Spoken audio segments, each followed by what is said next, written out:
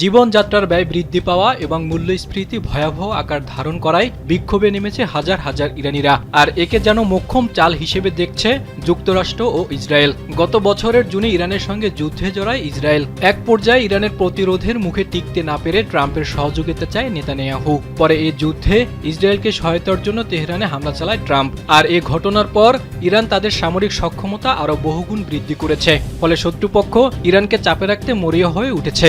এদিকে ইরানে বিক্ষোভ ছড়িয়ে পড়ার পর মার্কিন প্রেসিডেন্ট ডোনাল্ড ট্রাম্প বিক্ষোভকারীদের রক্ষায় প্রয়োজনে তেহরানে অভিযান চালানোরও হুমকি দিয়েছে।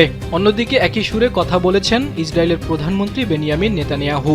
আর এ ঘটনায় এবার ট্রাম্প ও নেতানিয়াহুকে কঠোর হুঁশিয়ারি দিয়েছে ইরানের সেনাপ্রধান জেনারেল আমি হাতামি। তিনি বলেন, ইরানি জাতির বিরুদ্ধে বিদ্বেষমূলক বক্তব্যকে ইসলামী প্রজাতন্ত্র হুমকি হিসেবে বিবেচনা করে এবং এ ধরনের বক্তব্য সহ্য করা হবে না, এর কঠোর জবাব দেওয়া হবে।